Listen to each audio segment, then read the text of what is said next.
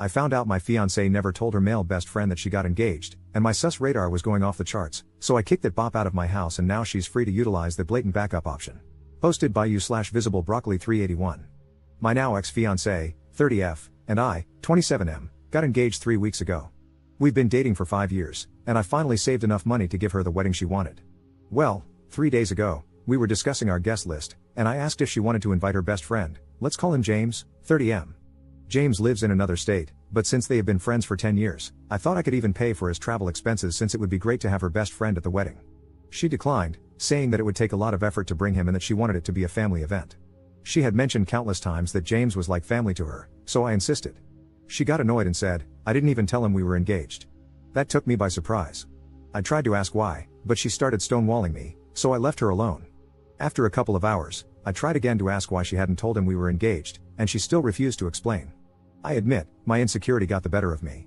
In the past, James had confessed that he had feelings for her, which she turned down and basically friend-zoned him.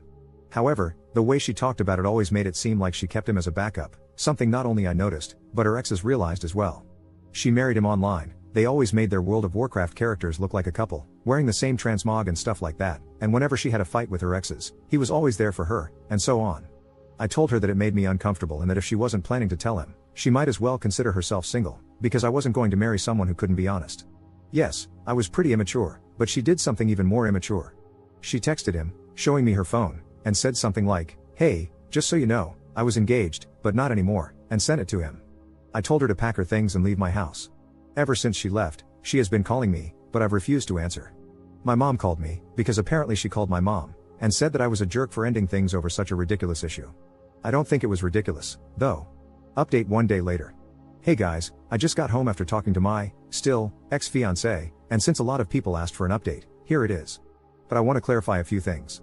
As mentioned in my original post, I pay for the house since I bought it before dating her, and I asked her to move in because it was close to her job.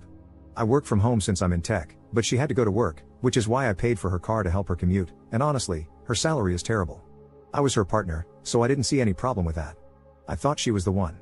Despite everything, she is smart, funny, and we had chemistry, but I felt betrayed. To the update. We met at a coffee shop under the premise that we would discuss how to save our relationship, at least, that's what she thought. As soon as we sat down, I asked to see their messages. She got defensive immediately and told me she had deleted everything. I asked to see her phone anyway. She started to cry, an ugly cry, begging me to stop. At that point, I had already decided I was not going to be part of the relationship anymore, but damn, I was curious. It took a good 20 minutes for her to hand me her phone, with a lot of crying and even a waitress asking if she was okay. So I read the messages. There wasn't any cheating, like explicit images being exchanged or them professing their love for each other, but what I read still stung.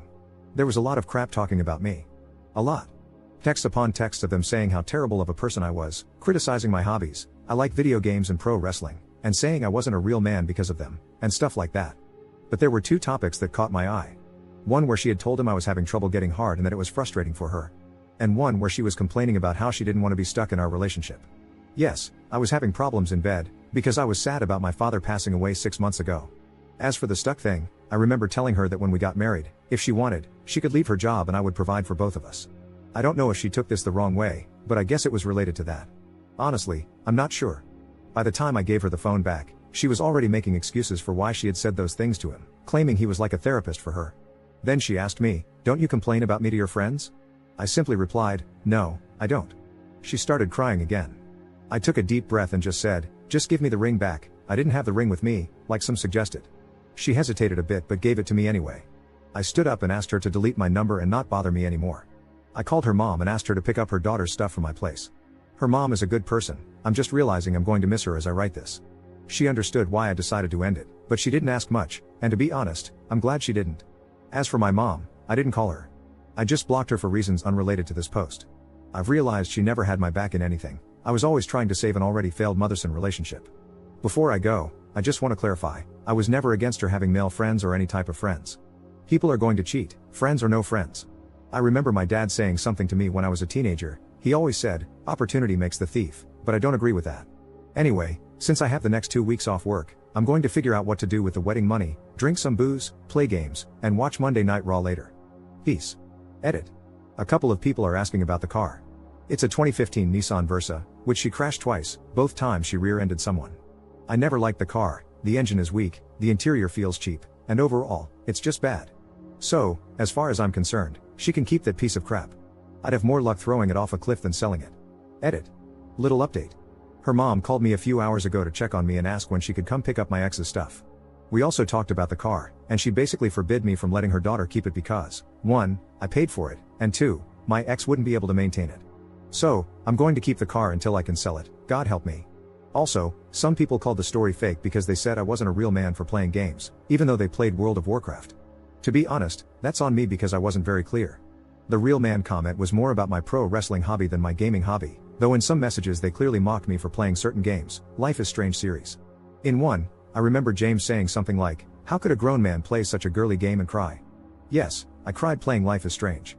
I also cried during Red Dead Redemption 2, the I'm afraid cutscene still makes me emotional. I guess I'm a crybaby. I also want to thank everyone who messaged me to talk about wrestling and games. It really helped take my mind off everything. I haven't replied to everyone yet, but I intend to. If anything new happens, I'll let you guys know. Stay well everyone.